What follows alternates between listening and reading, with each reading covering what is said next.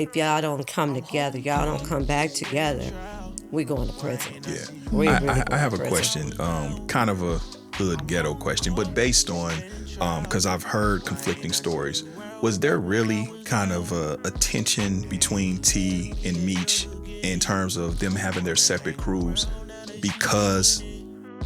I'm Holdin Court, standing trial. Why ain't I see you around back when I was down? What's up, world? It's your boy Big Court of the Holdin Court Podcast, and I am the founder of the OG Network, along with the iconic Ice-T, who is the co-founder of the OG Network. Y'all go download it on Roku, Google Play, Apple TV, and Apple Mobile, and did I forget one? Android. And Android. That's you. Yeah, that's me. I know. She be helping me with stuff. Yes. So what's up, daughter? What's up, y'all? It's Rachel Renee, and I'm the VP of Operations and Culture at OG Network, and we have a family affair today. We do have a family affair. Yes. We do. This is like a whole little Brady Bunch type thing. We're a blended family today. Yeah. But no, we've been talking for some time. I consider her a friend. We've been trying to make this happen for the last couple years. Yes. You know, so we really been trying to chop it up. She's been doing a lot of dope things. She has a movie about her life. Yes. Right? Has a movie about her life, which was on Lifetime, produced by... No, it's on BET Plus. BET Plus? Produced by Vivica Fox. And Judge Mathis. And Judge Mathis. Very Back much in my- Lifetime though. But Okay. yeah. What? You say what? It was given very much Lifetime, but yeah. Well, you know what? Now it's streaming. It's still streaming. Yeah. And like Judge Mathis just told me about a month or two ago, it's still streaming like number 5. Yeah. And it dropped in 2003. So, yes. Yeah. Good story. I'm So, happy. yeah, I loved it. 2023. I liked it. actually. 2023. Yeah, I loved it. It was great. Thank it was you. great. But without further ado, yes, we have the First Lady of BMF and her son. We have Dr. Tonesa Welch and H. Corey Mills, who is the co-author of her book. Yes. Yes. Black Mafia I Queen. think I'm Black the Mafia co-author. Queen. Am I the co-author? How does that go? He may be the author. Are you the author? Yeah, well, I ghost wrote it and then was inspired to inclined to inject my perspective on it, Okay. and so I became a co-author. It's kind of like a mix. It's a mixture, Okay. a mixture of things. But yeah, I wrote it, but it's her story, and then my perspective came in there. So I'm a co-author as well. Gotcha. Yeah, because the book, it talks about, it's my story, but it's also have him incorporated in the story going through the life. But she has journal. I mean, she journaled every day in prison, so a lot of it is. Oh, wow. Yeah. I read a lot of those pages, and then years of interviewing. I just, I'm like, I used to be real curious. I don't know if I asked so many questions as much as I used. I used to ask a lot of questions. Yeah. So just from there, just asking questions, and then being around. I spent a lot of time around her, and I guess my stepfather, her longtime boyfriend, and so a lot of things that happened, I was there. I seen firsthand. So Yeah. Okay, so it's a collective of your perspective as her child, and then kind of her memoirs that she had written down in prison as well. Yes. That's dope. So it's authentic as it It's as very it comes. authentic. It's authentic as you can get. Yeah. So you have a very compelling story. I mean, really unique. Yeah. And we kind of want to start from the beginning, just to get to know you before you became, the First Lady and the Black Mafia Queen. So you're from Detroit, Michigan. From Detroit, Michigan, born and raised on the west side of Detroit. Raised in a middle-class family, 3 brothers, my mom and my stepdad. Just average young girl. So there was no influence of criminality or nothing. It was just... Maybe TV, I don't know.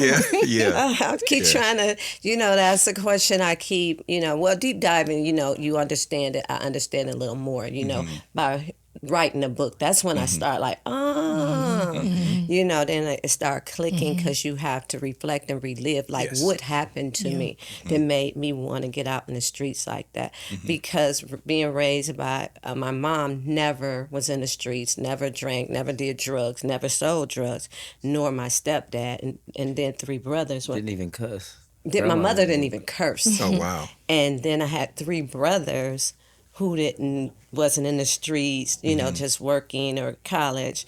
And then here I come, the only daughter from this middle class family, and the only daughter just wanted to be like out there, and it's just a mystery sometimes to me, like what made me want to be so different. I always felt different, but that was very different from them.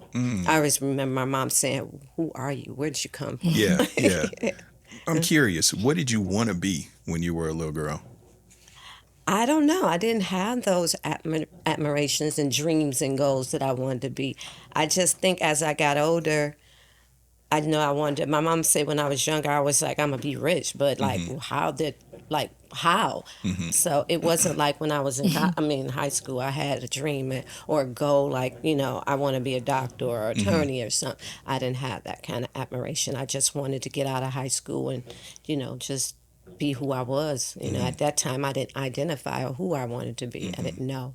I read in your book that you all, I don't know if it was you or your mom that was referred to the mall lady, but you described a time where you went to the mall and you wanted this dress that was like $600 or $700. And she was like, listen, when you get your own money, then you could pay for whatever. Right. I think that some people just have a desire for big and grand things. Yeah. And you just don't always know how that'll play out. And that's what it was. I knew I wanted things, and I just didn't know how I wanted them.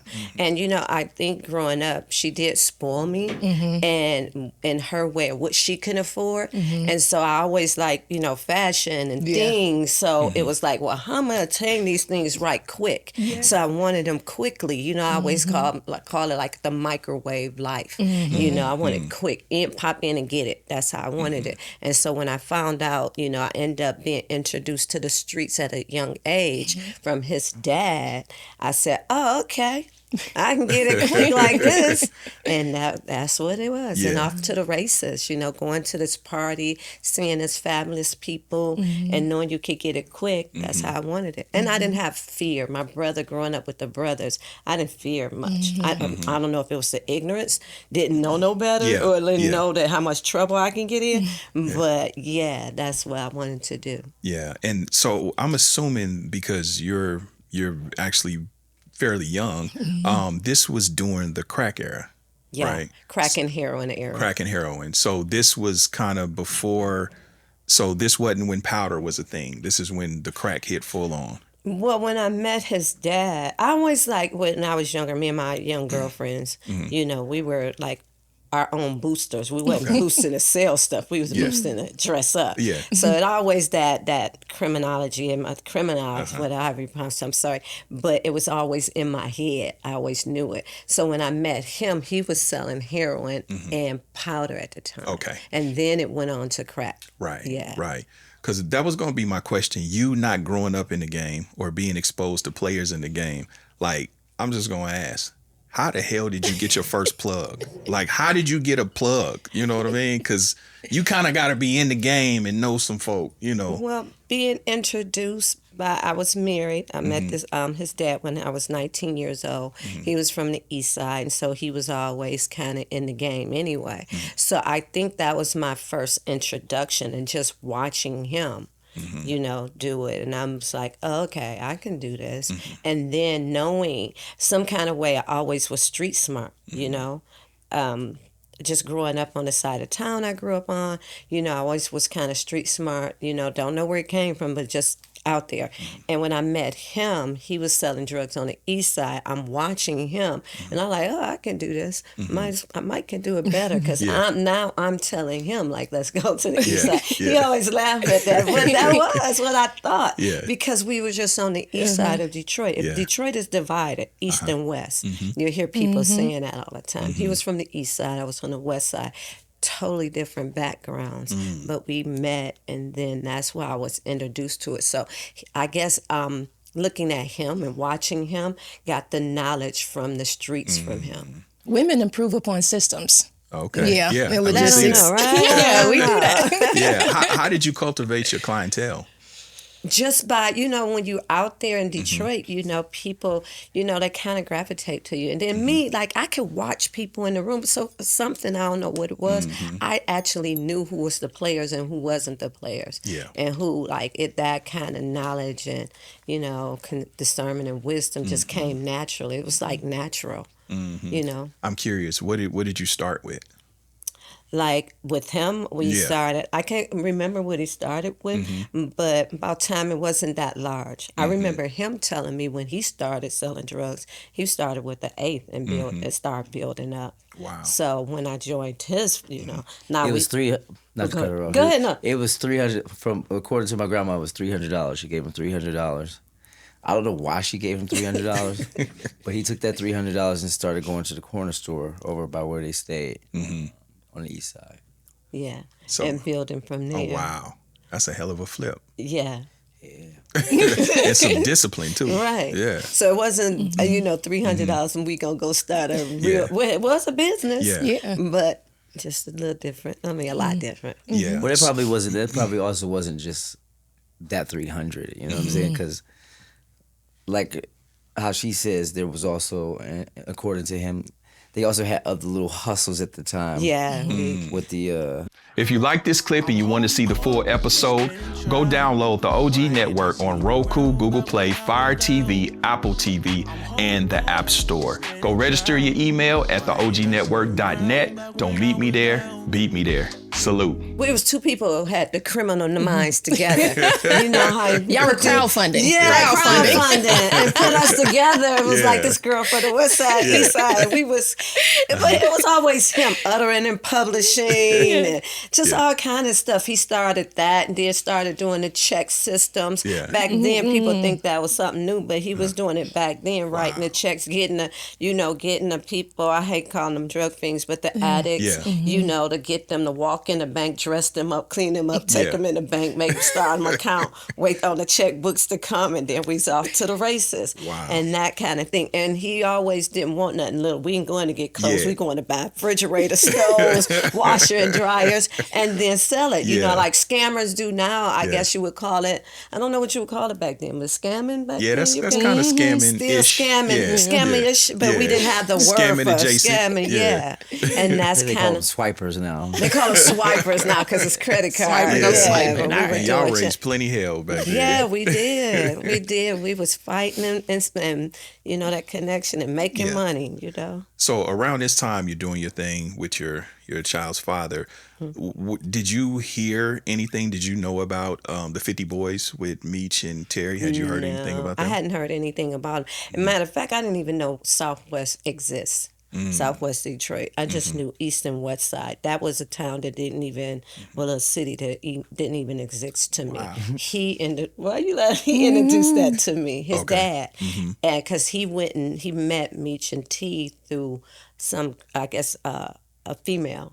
And when he wanted to introduce them to me, he brought them to introduce them to me to have them actually be a part of with our organization. I wouldn't even call it was an organization because it was just a small little crew of us. He didn't have the big, but it was us. So they were copying from. They started copying from. They hadn't even copped from it. He met them to work for him. Oh. So that, when you think of the Scarface story, let me tell you, this is how, before. This is how I tell, and this is how the prosecutor told it. She said it was like the Scarface story. I was messing with a older drug dealer, and that drug dealer met these two young guys. Remember, like Scarface, and what was his name? He was the baddie. Yeah, man. Michelle Pfeiffer. Michelle Pfeiffer. Yeah. And that's how I ended up meeting T and Meech through him. Oh, got you. So they had. So it was no 50 Boys. I didn't know nothing about that. I didn't see the money. That. I didn't know. What they was flipping, because by then little 50s rocks didn't even that was too. Okay. Wow. Who made that up? The 50 Boys, that could be a... Yeah, we don't really know. So you saying... That was promotion for somebody. That's what I was about to say. That was branding, right? Yeah, that was... So they really wasn't giving these 50 things, or that was just... Because, the term 50 Boys came around the time that they was interviewing different people for the show, for storyline. Oh. So that's when the 50 Boys kind of... Yeah, I didn't... so that wasn't even a real name back then. No. These are marketing efforts. Okay. Because when I met them, it wasn't like how they saying they was 50 and they made all this money. I didn't see that. No, not discrediting them, but you got to understand that I was already, my ex was already at a level, and when they talking about 50 Boys, I'm like, I don't even know I can't remember even what a 50 Rock looked like, and why would you be on the, you know. So when I met them, they came to work for him. So that's all I know. Wow. Okay, that's history. I didn't know that part. Yeah. Okay. So at what point do, you know, I guess maybe you and his dad separate, and then you start dealing with Meech and Southwest T directly? What happened was they were working for his dad. His dad ended up going to prison, and I decided, like, I still want this money, so I continued on. But what happened, his dad was telling T, you know, she hard-headed, whatever, keep an eye on her. And me and T developed a relationship. Not a relationship, it was just a real friendship, like a genuine friendship. And it went on for years because his dad had, 7 years? And so somewhere in that 7 years, that's when me and T developed a relationship. But it was a friendship at first. Gotcha. And then I had my own little thing going on. And I actually, like, he wasn't doing what he was like. So I'm like, I'm going to help you. You know, let me help you get this connect. Let me help you get this work. Let me help you, because it was seeming like you can't get it, you know.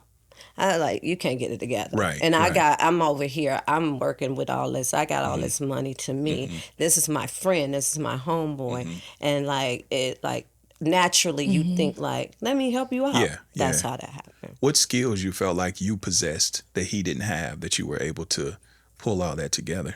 I think just the skill of like being able to see and make, you know, that those connections. If you know anything about me, I'm like a networker type person. They call me to connect, not even just in drugs, but for sure. In life, I'm good at connecting people or connecting things. So that was my skill. And plus, I think at the time I had the knowledge of just, you know, knowing how to balance money and making the money and keeping the money. Yeah. Can I take it back a little bit though? Because with you, especially you're a powerful woman indeed. Like, you can feel it, and I love that. But also, when I read your book, I read the chapter, A Little Brown Girl, and you talked about you were able to assess, I would say, the pathology of your stepfather, even at a young age. So you've always been able to read and observe people. And even with that, I think comes the ability to deal in reality and truth, and then make decisions based off of that. How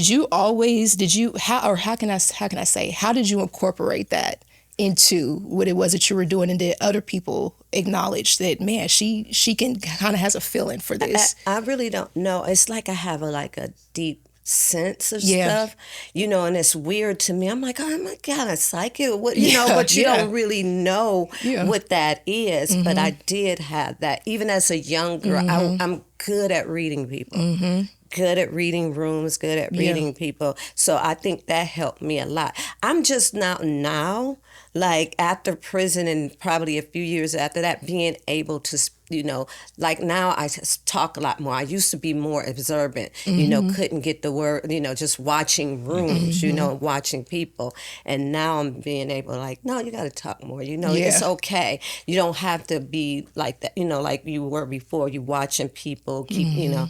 So I think that came very young, watching my brothers, being, running a household. Always trying to be, not trying, but just being in the leader in that, probably the responsibility that my mom put me know, in. I think that's where it came from also. Because I read that too. You said the dynamic between, which this is very prevalent in a lot of households, but definitely I would say in Black households where, you know, we say we raise our daughters and we coddle our boys, and you see the disparity as you get older, how you're able to move and groove and do things. And then even the men sometimes be like, man, how's she able to get down like that? Well, these skills have been, you know, cultivated for a lifetime. So I enjoyed that chapter in the book. And it used to bother me that my mother, I thought, but it made me who I was, made me, you know, even though I didn't feel it younger, but now I understand that it made me very strong and independent, you know, where it's hard sometimes for me to ask for help. I'm just so used to being, I forget the term of it, just being out there and doing it and running that race. And And with that being said, I have a question. I mean, once you and Southwest T, you guys, you know, once the friendship kind of goes into, a relationship, but you guys are still doing business. How difficult was that to maintain, because you're still kind of the boss? Right. It was so hard. It was so hard because coming from that life as a young girl, you almost you know it, and I'm watching, and it's hard to, say, hey, don't do that, don't do this, don't do that. At first, it was okay, but the bigger he got, and I guess he was like, you can't tell me nothing now. I'm running this show, but I'm watching as the mistakes and everything was happening. But I wanted to be submissive. I wanted to try to just sit back and let him run it. Let him do it, and but it was hard. It was real hard. And it caused a lot of arguments. And not that I wanted to be in control. Right. It's just being, like you said, being a woman and being from the background, seeing all the mistakes and, and getting through it, navigating through it. It was kind of hard watching that. Did it ever affect the business? I didn't think it did. No. Not his business. Okay. No. I mean, I don't know. Kind of. Yeah, I mean, it kept us, like this because I'm watching, but you have to, sometimes you just have to let go and pray for the best. I was always just let's get through this. Just let us get through this. Especially, when you're so young and have gotten away with it so long, you're just hoping for the best. But seeing that this is like a train wreck. Wow. So even though in real time, you're enjoying, the fruits of what you guys are doing, you understand what it is. But at the same time, you're seeing the end coming, really. And just you're seeing it and you're praying. You're seeing it and you're praying. Yeah. And then you party and you kind of forget. Then you kind of forget. And then the next day, you're having those moments. But only thing I'm thinking is, and it's probably not a good thing to say, is if this train crash, I hope I don't crash with it. Go ahead. No. You had something to say. Yeah. Yeah, he been has something to say. Yeah, jump in when you want to. Yeah, my thought was kind of like where I was going to start from, but by the time she finished, kind of changed. I think that because your question was like, how did you know or whatever? He was young. You could just feel it. You could feel it. I don't know if it just. He was young. I hate to be like a type of person where it'd be like you could just feel when the energy in the room changes, but you could feel the energy in the room when it changed. Like there was little things. You know what I'm saying?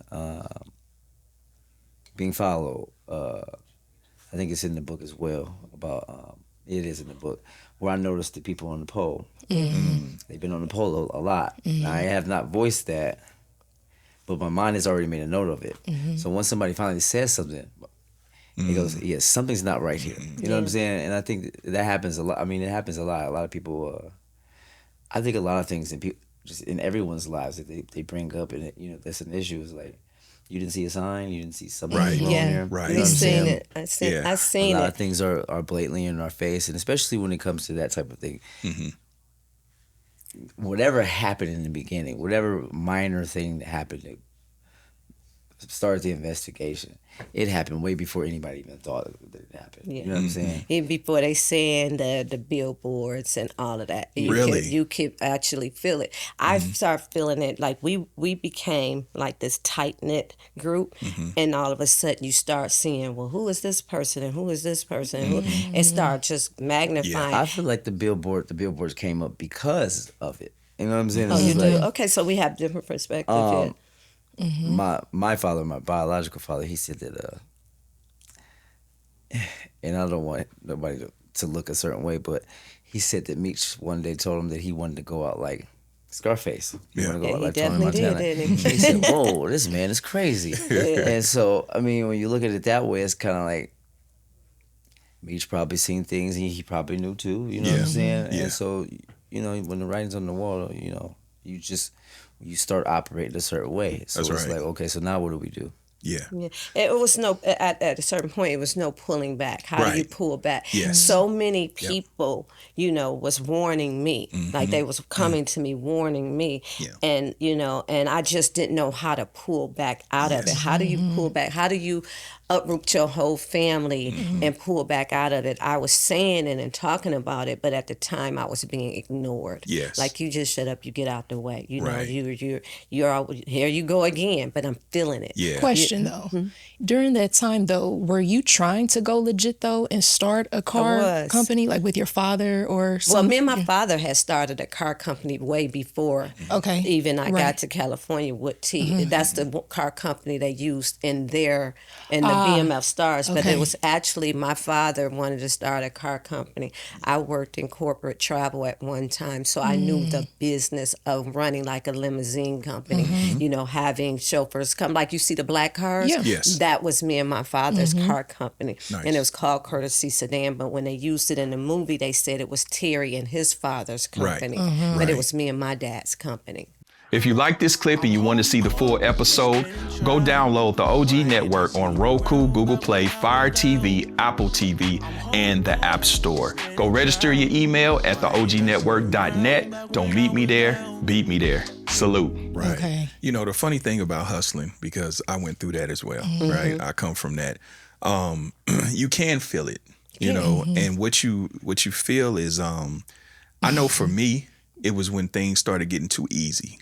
When things, when certain packs is going through, it's like that shouldn't have. They were supposed to take that. Well, I don't even want it now. Right, You know what I right. mean? Right. And I definitely went through that. It was actually just recently. My aunt, she just brought up something. She said, nephew, do you know? I remember when the feds came over and was asking your mom about. I never knew it. Right. I was like, what? She was like, they didn't. Nobody think never that said too. nothing to me. This 20 years ago. 20 years ago. And I'm like, the feds was asking you about what? And some packages and what? Right.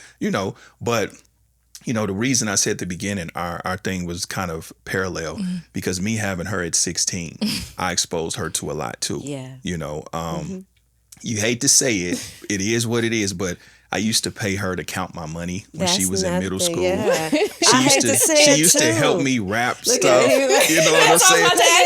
I needed extra hands. You know what I mean? I needed extra hands. You know what? I enjoy doing it. I enjoy counting money. She used to count money like a doughboy fast. Yeah. Because he would challenge me like, how fast can you count this? How fast can you count this? She was in like elementary, middle school or something like that. And I look back on it, you cringe like, how the fuck was I doing? I be like, oh my God. Did you realize? Well, wait, let me ask you. He was always. Did you realize when you were younger, like, what did that did you even have the conversation with your mother? Because see, we had a conversation. How did that go? The About discovery of her line of work at the time. I think honestly, her entrepreneurial endeavors. That may be like a I hate to say it, a gender thing because I like. No, cool. You just. For me, no, I didn't ask. It just kind of was like and then, you got two older brothers. It's just kind of like, you just kind of know, you know. And then my father was in prison. Gotcha. So it was like, okay, he's in school. All right, he's in school. His life. He's not in school. You know what I'm saying? Yeah. He's not in school. And then it's like, she went to work. So kind of like, you didn't think nothing of it. Terry, on the other hand, was just like, this man comes over, he has no job, but he has money. So it's like, in that part, and that's when I started getting questions about my dad. Like, your dad don't even work, but how he got more money than my dad? I just like, right? I don't know. I think if anything, you don't get it till you older. Really you don't even care because it's your parents. It's just kind of like I can't answer that. I don't know. That's kind of. I actually told her. Yes. I told her. Yeah, we actually had a conversation. Go ahead, I remember we were staying with my grandma Renee's at the time, and I don't even know what prepped you because I was just playing. We were probably watching Badass or something, and he was like, I got to talk to you about something. And I never forget because you asked me, you said, I'm your father and I love you, right? And I said, yeah. And you said, would you still love your father if I was a drug dealer? And I was like, because I'm a kid, so my only concept is really like movies. And I thought about it, I paused, he didn't say a word. And I was like, yeah. And so I was like, why? And so he took me over.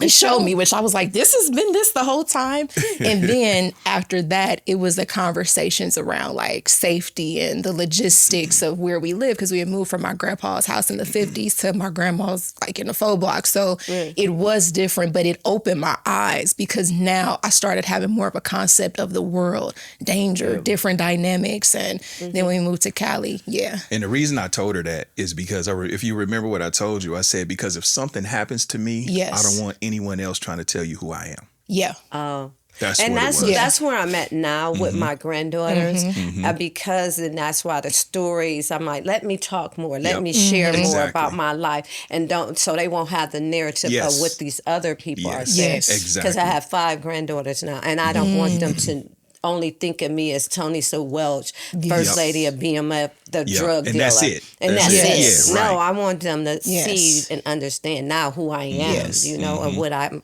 doing now. And contextualize it. Yeah. Exactly. Contextualize it. Because, I mean, we're all just walking our journey. I remember one time picking her up. Do you remember? We lived in Woodland Hills. Oh, my God. And we were he on the edge. Yeah, we were in Woodland Hills, and I just because it's the trap. It's Bughetto. It was the trap. I picked her up from school. Woodland Hills was different. Yeah, you feel me? And so we coming up, you know, and she saw it before I did. He saw it before I did too. She saw it before I did. He saw it. He was like, you know, them people been on the pole. Right. You know, them people following us. You know, it was like Phil Collins. I could feel it in the air. And you know, so crazy too. It's around that time. Benny Siegel dropped a song called "Feel It in the Air." Hell yeah, that's the one that make you get goosebumps when you hear it. We was in Texas, as a matter of fact, when it came out. We was in Texas, and I want to. That was when in the book Marlon pulls the gun out on Jerry. It was I just remember I love the song, but it gave me the Jeepers Creepers. The association, because it just was something about it was just too. It just was too close. Yeah.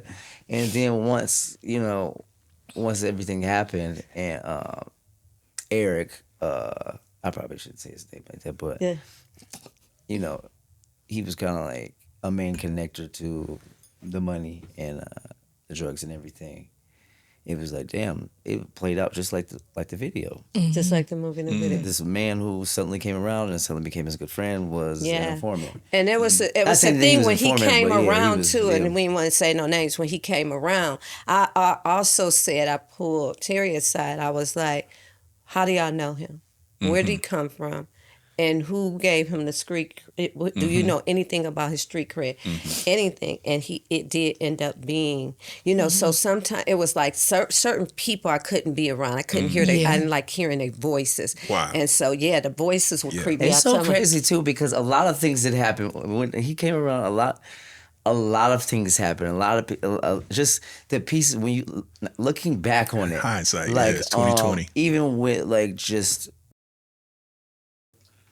I remember being at Oracle Motorsports, which was the car company. My car got broken in there. My car got broken in at Oracle. Sorry. Yes, it did. My inside job knowing these people. I had a black Mercedes up there getting the grill. It got broken into. Everybody wanted to come up there, though, right?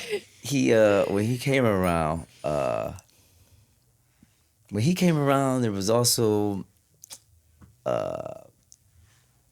Paul who came around. I don't know if Paul's mentioned in the story, but we had one time BMF wives, the Scissor Reel and stuff. Lisa Buford, her husband. Real quick, Damon Thomas, the producer. Yes, Kim Kardashian's first husband. He's from Kansas City. He's from my hometown. Yeah. Yes. So when he came around, he had his own ulterior motives or whatever, and I don't know if it's mentioned in the story, but that's around the time that the sex tape was made. No, I don't think he mentioned the sex tape with Ray J. Oh yeah. He came to Terry to stop Ray J from dropping it. Okay. Having sex with his wife. But anyway, my point is to this story is that all those people, Damon was the person that he used when he got pulled over to secure the jury. So when Damon went to go secure the jury, that he couldn't explain where it came from, was then the person who revealed the connection. The informant. Yes. Was the witness. Okay. So someone who testified after. I can't say he was an informant. Like, okay, he came in as an informant. Gotcha. But they couldn't actually prove that the jury was whoever it was at the time until it got in trouble.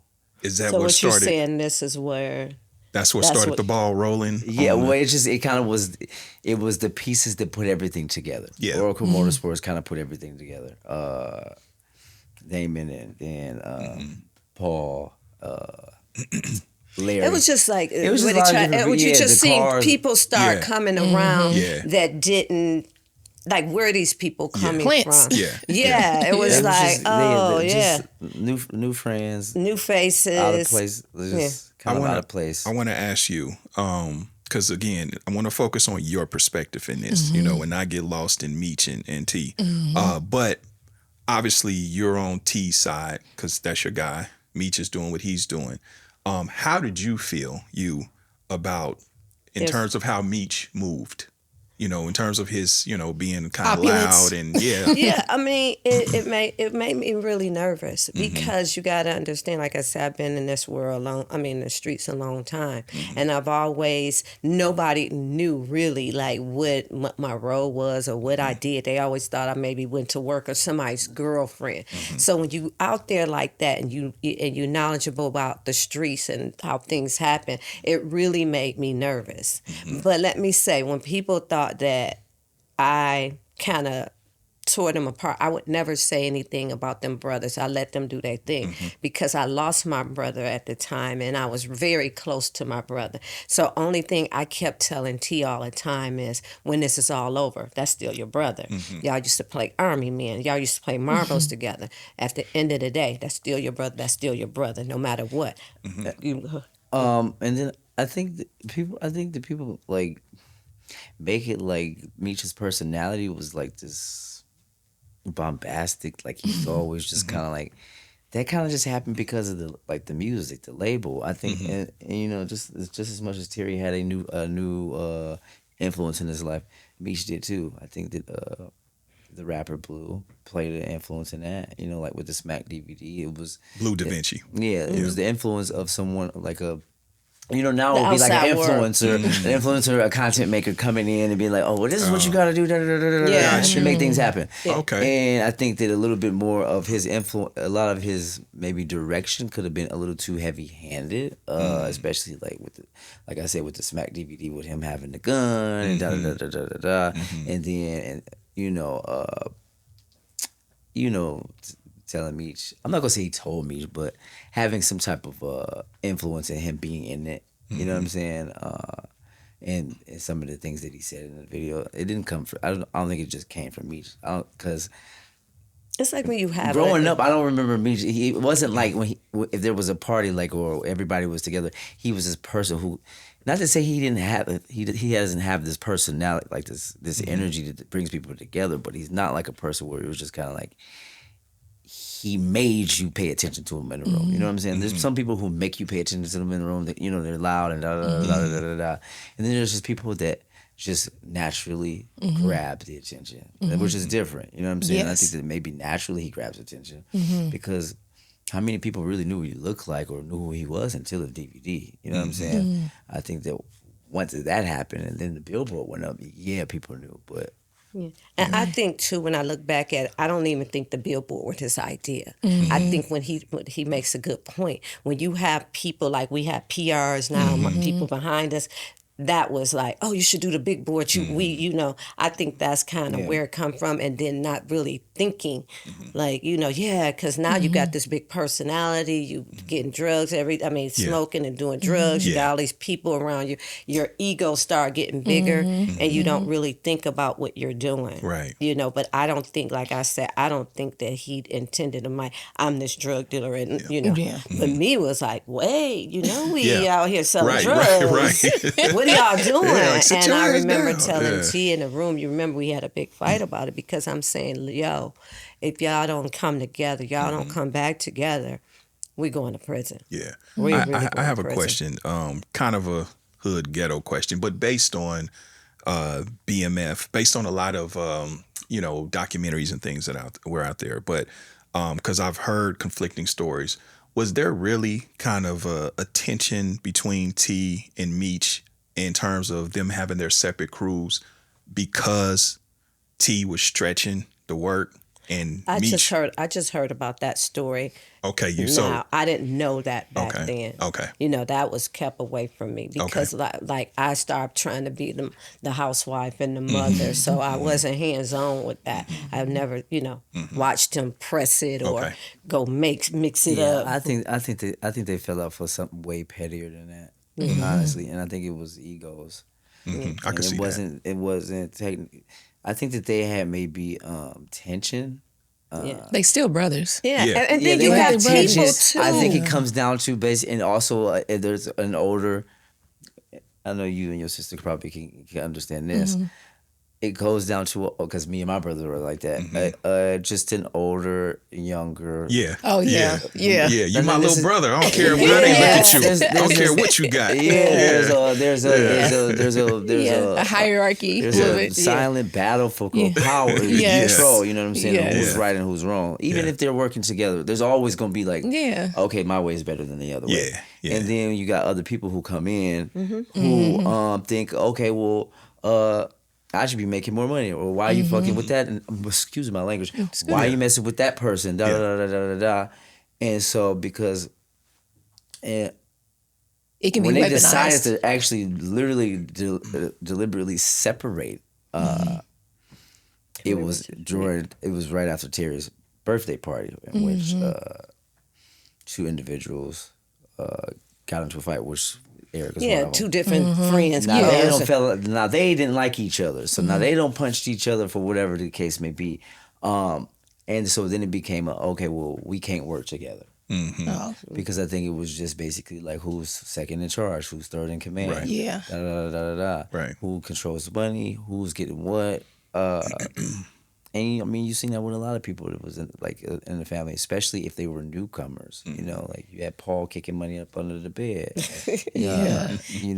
that in the book? I can't remember. I think that is in the book. But it was just not to piggyback out there. It's a lot of people that loves to divide and conquer when it's a lot of money on the floor, and then when you get people like with me is that you get people that have never ever been in the street before and seeing all that kind of money, they kind of survival mode, so they trying to, survive, or scammers never seen it, so they seen anything people see where it's a weak link. Yep, they're gonna exploit they it. I mean, and even with the kids, like the people like new cousins or just this member's bringing his family around now. People are picking and choosing which kid is cool and which kid is not cool. Like, okay, their parents is a little bit poor. They just the cousins, so they coming around. So they're teasing them because of the clothes that they got on. It was just and then it's like it's coming down, especially between me, like my, my step brother and sister and shit like that. Like, okay, pick a side. Like, who's back? Who's like? It's just a lot of outside who's back forces. are you gonna have? You know what I'm saying? I mean. Yeah. It really just came down to money, you know what I'm saying? Like, and then we're going out to the mall, and I mean, we go to the mall. Anybody with us, it didn't matter who was with us. They could get with whatever they want, no budget. But it was still this dynamic of being like picking and choosing who people thought should be able to and stuff like that. Just like but it just when you you see it's going on, you're kind of doing housewife type things. At what point do your oldest children become involved? She don't know. Kind of like, because they were back in Detroit, and I really, it just came one day and I found out, and it was very disappointing. But then how do you stop that? But for me, for Terry, I thought that was just why would you bring? And then coming to find out that that's again paying the weaker link, playing between the family. But then again, I mean, at the same time, it's like a parent. It's also, well, I can't say that with the oldest brother, but it's still kind of a parent dynamic. I mean, your mom's significant other it's almost like errands or like bet or challenging you to count money.